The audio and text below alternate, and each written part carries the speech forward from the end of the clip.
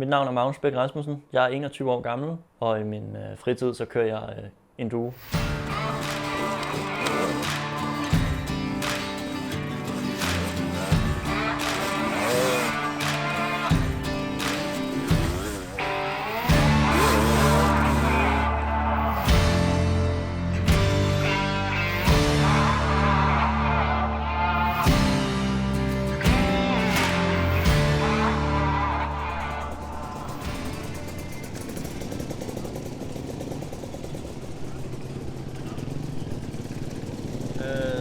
Kroppen er relativt brugt siden i går, men ellers så føler jeg, at den er klar til de 3 timer, der venter forud.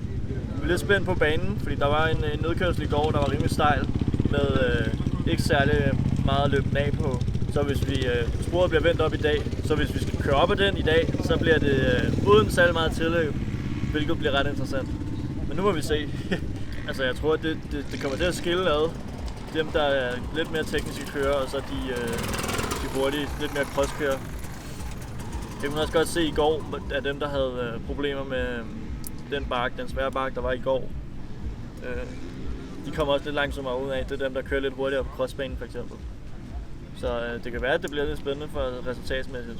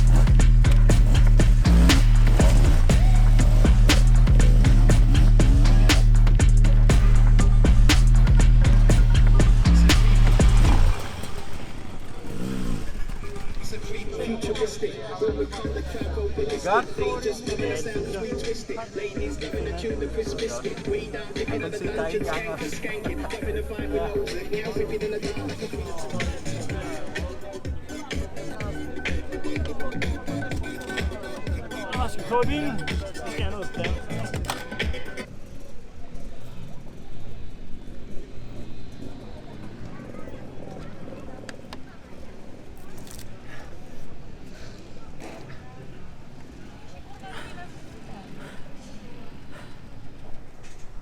Jeg synes, dagens løb i dag, der gik det... sporet var knap så teknisk. Den ene bakke, som vi havde frygtet, den havde de ikke taget med. Men i stedet faktisk fuldstændig udeladt den. Så der var overhovedet ikke rigtig noget teknisk svært i dag. Sporet var ikke nogen udfordring på nogen måde. Det var hårdt løb, synes jeg. Det var meget crossagtigt og rimelig høj hastighed. Så man endte med at blive ret træt til sidst. Men udover det, så synes jeg, det gik meget godt. I dag så kørte jeg lige så mange omgange som mine konkurrenter. For nær lige i førstepladsen, der kørte en omgang mere. Så det er jeg jævnt tilfreds med. Jeg tror, i dag blev jeg en 10'er. Jeg ved ikke, samlet. Som et sted mellem 10 og 16'er. Så det er meget fint. Jeg synes, det har været en fin weekend. Der har været lidt... det er helt sikkert noget, jeg kan bruge til noget af det her. En fin træning til de andre. Jeg ved nogle ting, jeg må gøre anderledes og sådan lidt forskelligt. Så jeg har lært rimelig meget af det, synes jeg.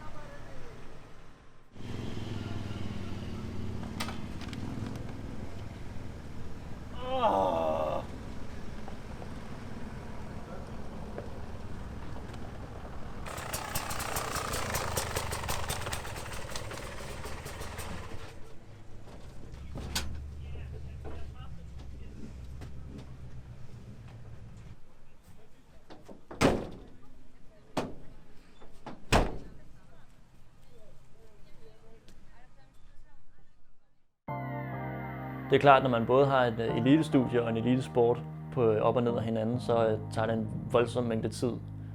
Men hvis man prioriterer sin tid rigtigt og lægger et stramt program, så er det heldigvis noget, man godt kan nå. Både at læse til de kurser, man har, og nå de træningspas, man skal igennem dagen.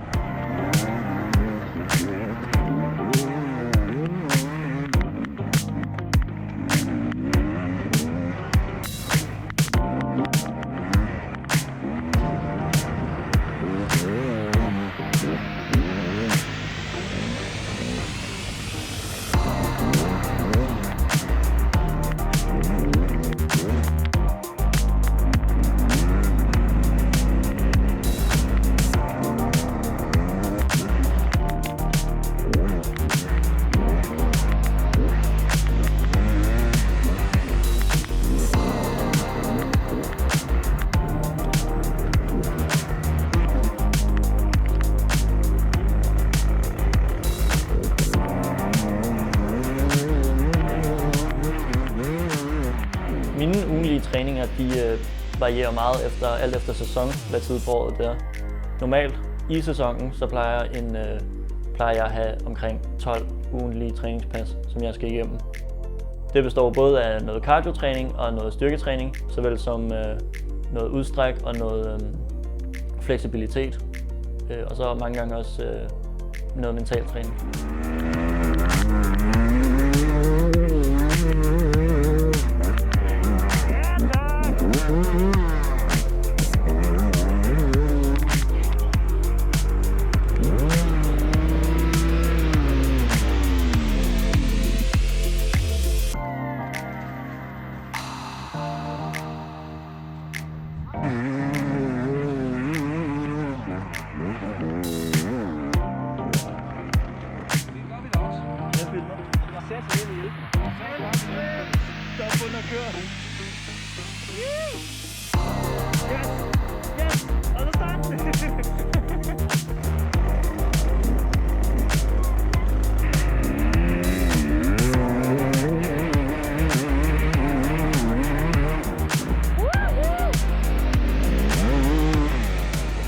Mit mål inden for enduro, det er, at jeg vil starte med det nationale og tage de danske enduro-løb og vinde her. Og så senere så vil jeg gå til den internationale scene og deltage i verdensmesterskabet inden for hard enduro, hvor jeg så vil kunne deltage i alle afdelingerne og få en samlet placering blandt verdens bedste.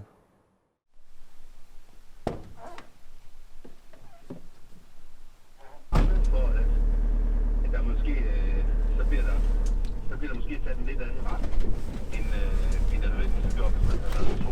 Det er ikke nødvendigvis bruger, men altså fordi man er to, hvor man sagde, så er det lidt lettere, så er det bare Og hvad har det så Altså, de her dage her, hvor det så kun har været...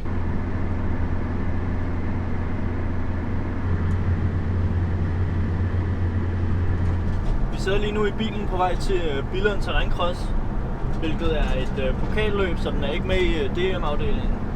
Og det gør selve løbet til et lidt specielt løb, fordi der er ikke lige så høje forventninger til det her løb, så man kan prøve lidt mere. Man kan prøve med nogle ting, som nogle muligheder, som man ikke har afprøvet før, hvilket jeg vil gøre brug af, og som selve løbet også gør brug af med et nyt transpondersystem for eksempel. Jeg har lavet lidt om på mit drikkesystem til det her løb, for at prøve lidt anderledes og se, hvad det gør med min krop. Og så prøver vi lidt andre dækvalg og slangevalg faktisk. Så det bliver lidt spændende at se, hvordan det kommer til at fungere. Men det er det fede ved Billund, så det kan godt være, at der ikke er lige så high stakes, som der er til et dansk mesterskab, men det bliver sgu alligevel spændende at afprøve nogle forskellige ting noget. Der er ikke nogen, der skal fortælle os, hvor vi skal holde. Vi skal bare være ligeglade.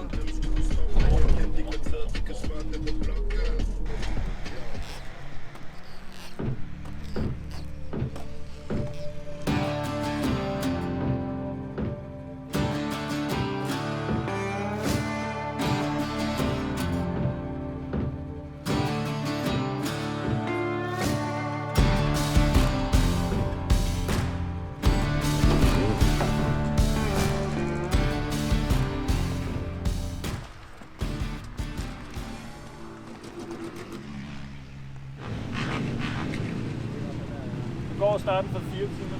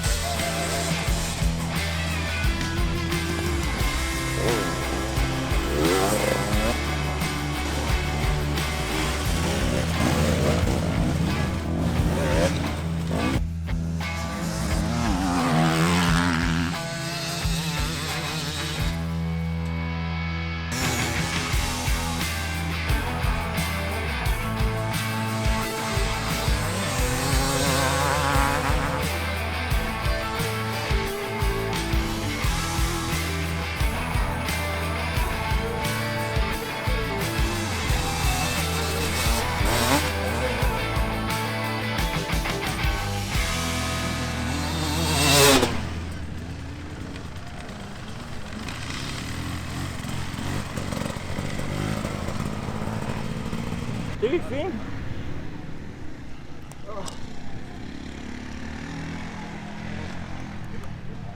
Man fik pænt meget fart på hen over de der markstykker, men det gik fint, ikke? Bare nogle sjove skovsektioner. Jeg synes, det var lidt besværligt nogle steder overhale. Der måtte man blive lidt, hvis ikke de trækker ind til siden, så måtte man være en lille smule aggressiv. Men det var heldigvis ikke noget, jeg rigtig fik problemer med. Så det synes jeg skulle meget fint. Meget sjovt løb. Hvordan har Gromme det nu? Jeg er lidt smør i venstre underarm. Det kørte jeg lidt med de her sidste omgange, men også nogenlunde. Jeg har lyst til et burger i hvert fald. Aften. Jeg kan godt spise en burger.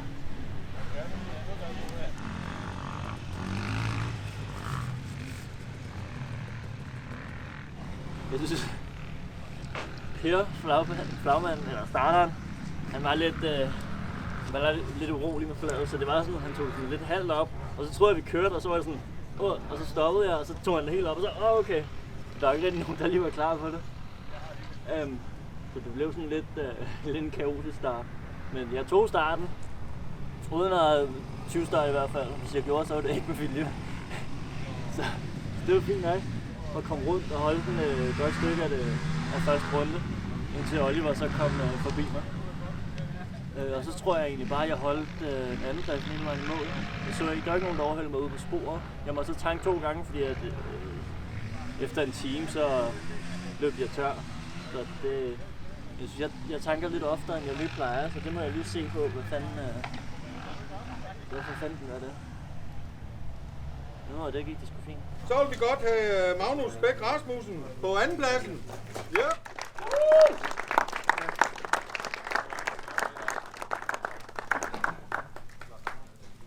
Og på førstepladsen vil vi have Oliver Schmidt. Ja, tak.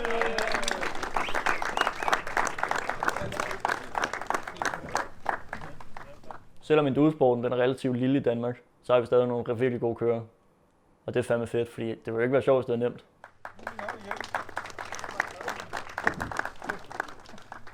Så går vi over i parløb. Der havde vi 4 timer.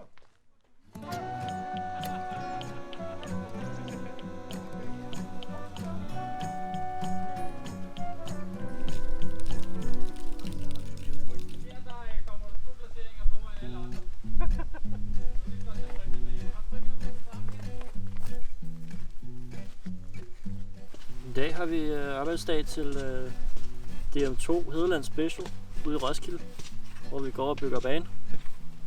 Sætter det sidste bånd op og gør klar. Det er den første weekend siden sæsonstart i år, at der ikke er løb. Det er grundet, at jeg skulle have været til klubmesterskab i går i cross, men det blev aflyst på grund af vejret. Så ikke noget løb den her weekend til en forandring. Og så er der herude DM2 i Hedeland en uge næste uge på lørdag. Det bliver spændende. Ja.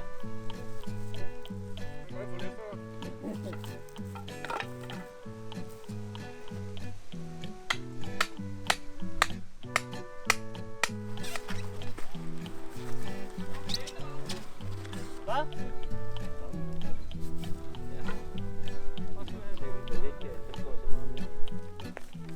Skal man lige have sådan en chicken linje skilt her? Nej, det er bare hvad man... Så bare kan du fyre den af, nu var der en kobling af. Nå, jeg ved, hvem det igen. Nej, tror ikke, I kan skubbe den op, Magnus? Ja? Så ikke vi skubbe den op, Magnus? Du selv står af, og så skubber ved siden af. Jeg gør da ikke noget fide, jo. Nu!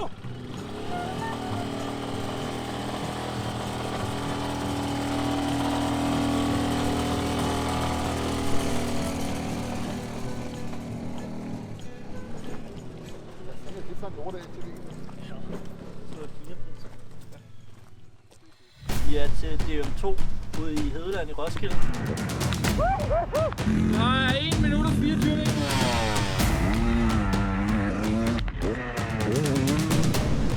Han er ikke diskvalificeret. Nu skal vi hjem.